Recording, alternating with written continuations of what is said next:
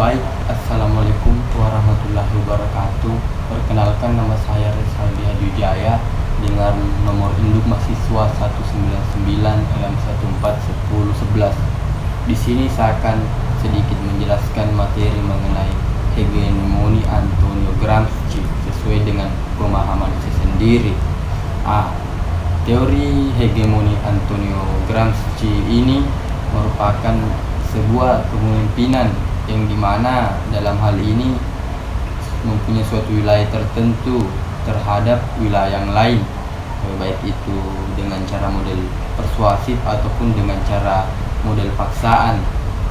Salah satu contohnya yaitu pemerintahan dalam konsep pemerintahan atau negara, yang dimana masyarakat ini tidak menciptakan ketaatan spontan yang dalam artian dengan kepemimpinan dan moral, serta biasanya bernuansa positif dan juga memuat ide-ide yang mengenai usaha untuk mendapatkan ataupun mengadakan perubahan sosial secara radikal ataupun revolusioner, dan juga memuat ide-ide mengenai usaha-usaha untuk mendapatkan ataupun mengadakan suatu bentuk perubahan sosial maupun secara radikal ataupun secara revolusioner. Selanjutnya kita melangkah ke how to create. Dalam hal ini how to create memasukkan pengetahuan ataupun keyakinan baru, di mana dalam hal ini juga melakukan pemahaman baru atau keyakinan baru secara terselubung ataupun bersifat paksaan dalam cara doktrin yang bertujuan untuk memunculkan keyakinan baru agar pro terhadap keyakinan itu sendiri. Ekonomi pula berkaitan dengan perdagangan. Adapun salah satu negara ataupun pemerintahan yang mendominasi perdagangan, yakni mereka Amerika. Mengapa demikian?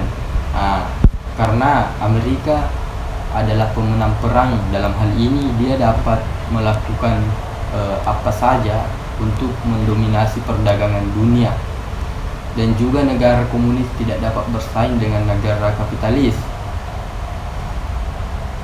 Setelah beberapa tahun kemudian muncul negara Cina yang berkonsep politik komunis, namun konsep ekonominya itu kapitalis, di mana hal ini membuat Cina terus berkembang dari tahun ke tahun hingga meningkat secara drastis. Adapun pertanyaan-pertanyaan yang muncul terkait ataupun mengapa mereka berkembang secara cepat, drastis ataupun dengan instan dalam hal perekonomian dunia itu sendiri.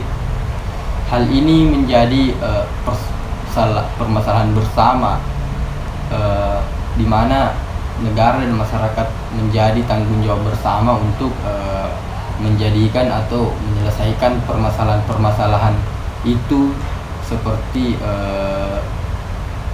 negara Amerika yang cepat berkembang dengan negara Cina. Adapun jenis-jenis hegemoni, yang pertama itu hegemoni total integral, yaitu di mana afiliasi pada kesatuan moral dan penguasa. Dalam hal ini ketika ideologi dimasukkan ke masyarakat secara langsung menerima ideologi itu sendiri yang dianut, maka masyarakat sangat mendukung pemerintahan dalam melakukan ideologi tersebut. Dalam artian pula masyarakat dan pemerintah menjadi satu. Kedua, hegemoni merosoti.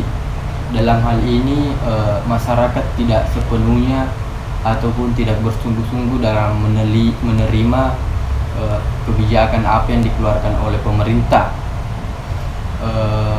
yang dimana penguasa ini melakukan berbagai hal semisal tindakan, namun masyarakat tidak secara menyeluruh menerima tindakan-tindakan itu ataupun tidak secara sungguh-sungguh.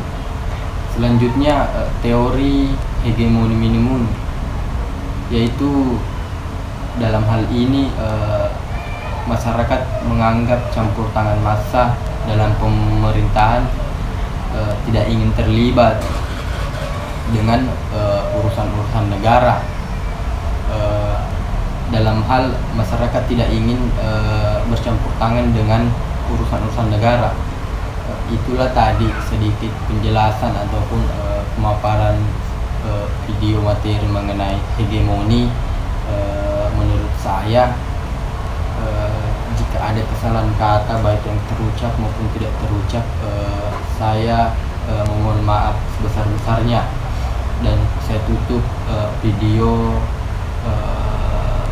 tugas mengenai materi hegemoni dengan mengucapkan wassalamualaikum warahmatullahi wabarakatuh.